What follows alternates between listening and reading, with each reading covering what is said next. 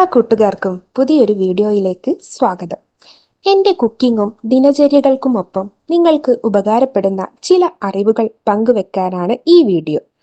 പറയുന്ന കാര്യങ്ങൾ മാത്രം ശ്രദ്ധിക്കുക. വിഷ്വൽസ് ശ്രദ്ധിക്കേണ്ടതില്ല.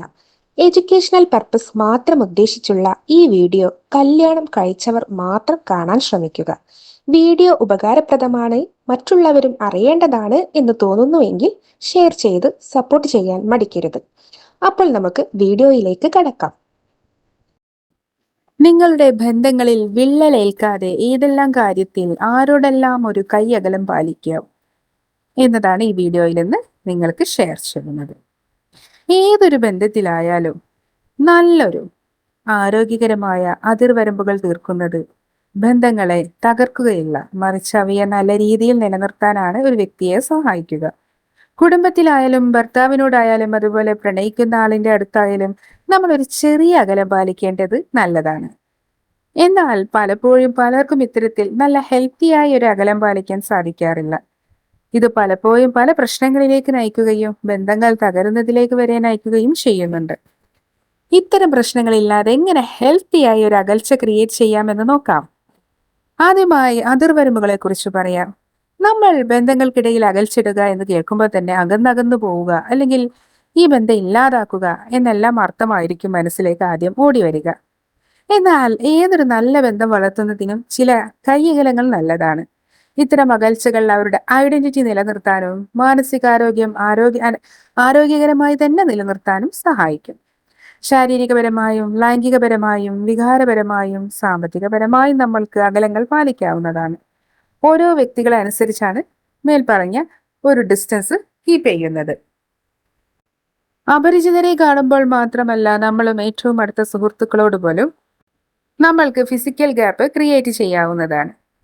അതെ, ഫിസിക്കൽ ഗ്യാപ്പ് ഇതാണ് രണ്ടാമത്തത്. ഉദാഹരണത്തിന് ഹഗ് ചെയ്യുന്നതിന് പകരം ഷേക്ക് ഹാൻഡ് കൊടുക്കാവുന്നതാണ്. ഇത്തരം പ്രവൃത്തിയിലൂടെ നമ്മൾ ക്രിയേറ്റ് ചെയ്യുന്ന ഒരു ചെറിയ അതിർവരമ്പുകളുണ്ട്. ഇവ ബന്ധങ്ങളെ അധികം അടുപ്പിക്കുകയുമില്ല, എന്നാൽ ഇല്ലാതാക്കുന്നതുമില്ല.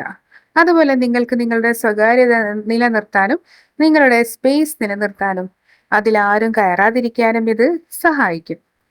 മറ്റൊരു ഉദാഹരണം പറഞ്ഞാൽ, നിങ്ങളുടെ പേഴ്സണൽ കാര്യത്തിൽ മറ്റൊരാൾ ഇടപെടുന്നത് അത്ര ഇഷ്ടമില്ലെങ്കിൽ അയാളെ വെറുപ്പിക്കാതെ തന്നെ നിങ്ങൾക്ക് ഒഴിവാക്കി പോകാൻ ഇത്തരം അകൽച്ചകൾ സഹായിക്കും.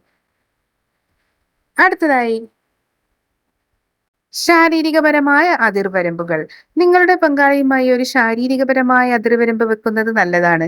ഇത് ശാരീരിക ബന്ധത്തിൽ ഏർപ്പെടുന്നതിന് മുൻപ് നിങ്ങളുടെ അനുവാദം ചോദിക്കുകയും നിങ്ങളുടെ കംഫർട്ട് പരിഗണിക്കാനും ഇത് സഹായിക്കും. ഇത് ബന്ധത്തെ കൂടുതൽ ദൃഢമാക്കാനാണ് സഹായിക്കുക. അതുപോലെ തന്നെ നിങ്ങളുടെ ഇഷ്ടങ്ങൾ പരസ്പരം തുറന്നു പറയാനും നിങ്ങൾക്ക് ഇഷ്ടമില്ലാത്തത് പങ്കാളി ചെയ്യാതിരിക്കാനും ഇത്തരം ചെറിയ അകൽച്ചകൾ സഹായിക്കും. അടുത്തതായി വൈകാരികമായിട്ടുള്ള അകൽച്ചകൾ. നിങ്ങൾ ഇപ്പോൾ പറയാൻ പറ്റില്ല അല്ലെങ്കിൽ സംസാരിക്കാൻ താല്പര്യമില്ല എന്ന് പറയുന്നിടത്ത് നിങ്ങൾ കൊണ്ടുവരുന്ന ഒരു ഗ്യാപ്പ് ഉണ്ട്. നിങ്ങളുടെ ആവശ്യത്തെ പൂർണ്ണമായി ഉൾക്കൊണ്ട് അത് അംഗീകരിക്കാൻ ഇത്തരത്തിലിടുന്ന ഗ്യാപ്പ് സഹായിക്കും. ഇത്തരം ഗ്യാപ്പ് ഇഷ്ടക്കേടുകളല്ല പ്രകടിപ്പിക്കുന്നത്. ഇത് പരസ്പരം മനസ്സിലാക്കുന്നതിനും അതുപോലെ നിങ്ങളുടെ പ്രൈവസിയെ മാനിക്കുന്നതിനും ഇത് സഹായിക്കും. അടുത്തതായി സാമ്പത്തികപരമായ ഗ്യാപ്പ്. എല്ലാവരും ചെയ്യേണ്ട ഒരു കാര്യമാണ് സാമ്പത്തികപരമായ ചില അകൽച്ചകൾ. ഇല്ലെങ്കിൽ നിങ്ങളുടെ പണത്തെ അല്ലെങ്കിൽ സാധനങ്ങൾ മറ്റുള്ളവർ അമിത സ്വാതന്ത്ര്യത്തോടെ ഉപയോഗിക്കാൻ ആരംഭിക്കും. ഇതിനാർക്കും ഒരവസരം നൽകാതിരിക്കുന്നതാണ് നല്ലത്. അനാവശ്യമായ പണം ചോദിച്ചാൽ നോ എന്ന് പറയാൻ പഠിക്കുന്നതിൽ തെറ്റില്ല.